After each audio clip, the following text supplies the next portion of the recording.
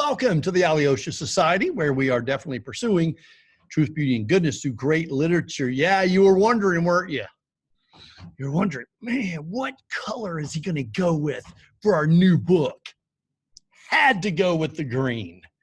Green just has Frankenstein written all over it. Pretty pumped about it, yeah. Speaking of which, just to make sure we're all using the same version, I'm going to be using the Penguin version here. And you'll notice too, it's the 1818 text. That's because she made some revisions and did another version of the story. And I think it was 1831 or 32. It's early 1830s. And it's kind of a different story. She changed quite a bit in it. But I'm using the original. We're going to stick with the original Penguin. The page numbers I'm going to be using are going to be this one. The ISBNs are going to be on the website, so don't worry about that. Hopefully you all already have it. Friends, we have a truckload of stuff to cover in this video, so I don't really have any time at all to waste. Let's get right to it. Yeah, 1818. That date should be very interesting to you, by the way. And if it isn't, by the time we finish this video, you'll know why. You'll know why I just said that. Okay, here's our good old trusty outline of videos. You've seen this a few times, haven't you? This is what I'm thinking for Frankenstein. Now, I could change course. So far, with all the books we've done, I haven't needed to change course. So I feel pretty comfortable with doing 10 total videos for Frankenstein. The first two on intro material, tools that we're going to have to load up our toolbox. We have a better understanding of the story when we get to it. Then we'll get to the opening letters. This is what's called an epistolary novel. If that makes no sense to you, hang on. And then you can see video 4, 5, and so forth. The way this version is divided up is into 3 volumes with a certain number of chapters in each volume. So take a screenshot, pause, write it down, do whatever you got to do. Just be sure that you have read whatever you're supposed to have read before you watch the video that corresponds with that reading. So there you go. I'll keep reminding you, don't worry. I want to talk a little bit about what I'm calling the literary toolbox. Now, I have a video on the website called the Literary Toolbox. And it's really meant to kind of explain, to the general, the civilians out there, the general populace, what it is we do in this course. But I also want to spend a lot less time going over it with you, because with each of these tools, we're going to spend a lot of time. So I'm just going to give you the quick rundown. Remember, we're using what's called the historical biographical approach to understanding and enjoying literature. So I am going to go over 5 of the tools. There are really a lot of tools, but I want to go over 5 of them. So what I'm saying here is that no matter what the book is you're reading, these are tools that you need to be able to work with to better understand that book. Now watch this.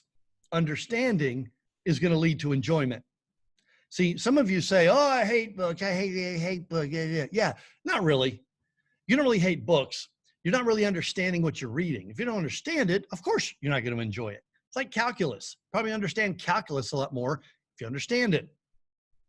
So here we go. Historical context. So that means we dive into what in the world was going on in the culture of the person who wrote the novel. In this case, it's going to be Mary Shelley, and it's going to be 1818, England. So we're going to dig into that. The second tool is going to be biographical context, where we'll focus specifically on Mary Shelley, her mother, Mary Wollstonecraft. Very important. She's generally considered to be the founder of feminism. Her husband, Percy Shelley. So these are important things to know. Lord Byron, how all these characters, we're going to dig into that. Then, you already know this, the genre questions. I've given them to you for every book we've read. What are the typical questions that the things you should be looking for when you read that particular genre? And yeah, this is actually going to be 2 different genres. So I have 2 separate sets of questions for you. We'll get to that. And you also know all about, I'm going to put myself in the toolbox. This is going to kind of be fun. Oh man, it's kind of cramped in here. It's kind of tight. All right, just kidding. Such a dad joke. Anyway, literary devices. How does the author use motifs and symbols and pictures and colors and alliterations and vocabulary and foreshadowings? How does the author use the tools that he or she is using? And that itself, knowing that, is going to be a tool for us to better understand what the author has written. And then finally, once again, we've done this. I think we've done this for most of the books. I don't think we did this for Gulliver's Travels, but from then on, elements of the plot. Remember, 5 elements for the plot. We're going to go over them in this lesson, so I'm not going to review them here. So this is your literary toolbox, guys. I want you to keep thinking in terms of these tools, because it's not going to matter, really. You leave here and you go off and you read this or something else. You might be building a different house, but you're still going to use a hammer and a saw and a screwdriver. Might be reading a different book, but you're going to use these same tools for whatever it is you're doing. Remember this? Keys to understanding a book. This is all review if you've been taking this course. Now, if Frankenstein's the only book you're doing, then yeah, okay, you haven't seen all this. So that's why I'm still going over it. Keys to understanding a book. Ah, yes. Now we have the moment of revelation. What is the actual genre we're looking at here? Let me recap so you're not distracted. Epistolary Gothic novel. So it's an epistolary novel, and that it could be that that's just all it is, but this also happens to be a Gothic novel. All right, so we have 2 different genres. Epistolary just means letters. It means a novel that is written in a way that the novel itself is just a bunch of letters written back and forth between 2 individuals. That's what Frankenstein is. You may not have known that. It's also Gothic. You probably remember some Gothic from Northanger Abbey. But we're going to stick with the same approach, guys. The tools that go in our literary toolbox, these are all the same tools. Author, why did Mary Shelley write this? Who was her audience? And we're going to do the historical time, the genre. We're going to do all that. So here we go. I'm just reminding you that I'm doing the same thing I've been doing the whole time. This also should look familiar to you. Ah, yes. I can't figure out where to stick myself. I'm not going to be in the way. How did Western man get from this Christian perspective to a more modern perspective? I've done this over and over and over. Medieval man is trucking along in his basically Christian worldview car, K-Love on the radio, got the little fish symbol on the back. But something happens, and medieval man in his medieval worldview car goes through a tunnel and hits these 3 speed bumps. The Renaissance, a rebirth of Greco-Roman philosophy and art and culture. The Reformation, an emphasis on the individual and individualism. And the Enlightenment. I'm going to be reviewing that later, so I'm not going to pause and give you the definitions right now. But when medieval man comes out on the other side of the tunnel, look at that. He's now modern man. He's now modern man. And Michelangelo and Martin Luther and Jean-Jacques Rousseau are just 3 of many individuals who were a part of either the Renaissance, the Reformation, or the Enlightenment. I just kind of chose them as representative individuals. So for those of you who are brand spanking new, my apologies. I realize I'm kind of rushing through this a little bit. I've done this particular slide with every single book that we've done so far. So if you have to go back and recap and review it, that's fine. But I am going to kind of break things down for you here. What is this Enlightenment? Because Enlightenment and Romanticism are going to be the 2 big movements that we're going to be talking about, just like we did with Jane Austen and Northanger Abbey, if you did that book. But it's an 18th century movement. So the 1700s, This will be the time period leading up to the founding of our nation. So many of the founders of our nation, John Adams, Thomas Jefferson, James Madison, many of them were kind of swimming in these waters. Doesn't mean they bought it all hook, line, and sinker, but they were used to hearing, first of all, reason as the final authority. Yeah, medieval times, it was more the Bible, God's word, but that begins to be replaced with, well, wait a second. I think I can figure it out on my own now. I need God's help. It's even called the age of reason. There's this time of human progress. Look at how great we're becoming. Why do we need God? You know, the Renaissance, the Michelangelo's David, Francis Schaeffer talks about why his hands are so large.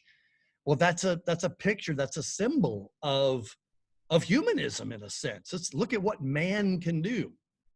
Government as a social contract. We talked about that with Rousseau, as opposed to the feudal system, divine right of kings, and the abuses of monarchy. Wow, this is a new concept. That takes us back to Rousseau and the social contract. And deism was a popular way during the Enlightenment to think about God. So God doesn't have a personal involvement in the world, but there is a God who created the world, and then he just kind of took a hike. He created the world, then he just kind of, wound it up, threw it out there, and now it's all spinning, and the laws of nature are all doing their thing, but God's not involved in it anymore. That's deism. Many of the Enlightenment thinkers were deists. So that's the Enlightenment. Now, the Enlightenment is the time period leading up to the birth of Mary Shelley. She was born in 1797. So that's the end of the 18th century. So then what was the other movement? What kind of comes along and replaces, once again, I always have a hard time knowing where to stick myself. What ends up sort of replacing the Enlightenment? Well, this is what we call Romanticism. The 1800s is characterized by Romanticism. Now, Mary Shelley is born, guys, this is so fascinating. She's born right in when one is kind of, sort of losing popularity and the other is just getting the plane off the ground. So she's born towards the end of the Enlightenment, but right at the beginning of this Romantic era. We're going to talk a lot about the significance of that because the Enlightenment says, this is where I get truth. It's intellectual. It's very mind, reason. I can figure it out. Romanticism says, oh, too much emphasis on the mind. What about the heart? What about my feelings? And so the poetry is different. The mindset is totally different. And let's look at it. I have never shown you, I don't think I've shown you a slide on Romanticism. So what exactly is Romanticism? Well, it's the 19th century movement, first of all, and as opposed to reason, now it's feelings and emotions, my final authority. Big emphasis on the goodness of humanity. Oh, man is basically good and his progress is inevitable. That's the mantra of Romanticism. Man is basically good, so he's not sinful, like the Bible says, and he's only getting better and better. Big emphasis on nature.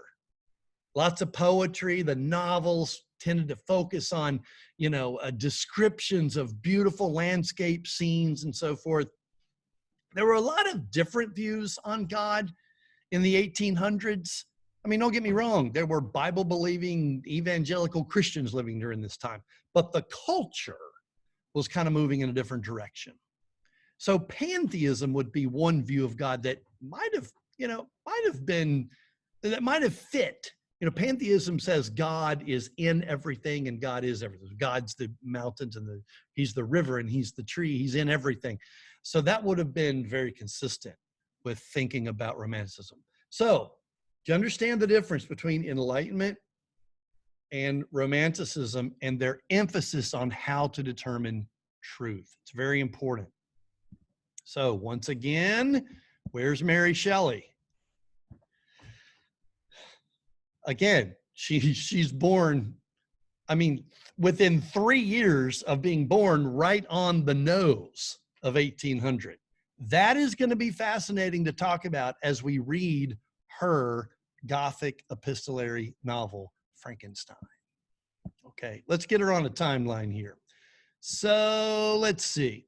Let's go big picture here. We have the life and death and resurrection of Christ. Medieval era, the church is growing. It's a very Christian era. But remember the worldview tunnel. We hit the Renaissance in the 1300s, give or take. Reformation starts in 1517. Again, guys, just big picture here. Enlightenment is a 1700s movement. Romanticism, an 1800s movement. And bam. Look at that. Mary Shelley's born in 1797. This book is published in 1818, and she actually started writing it in 1816. So yes, do the math. I know it's kind of embarrassing for an old guy like me. She wrote this book when she was 19 years old. Yeah. And what have I accomplished? Well, apparently not much. Well, what accounts for a 19-year-old girl living at the beginning of the 19th century, you know, when they wore these big fancy, you know, dresses and frilly things, and they went to balls and dances and things.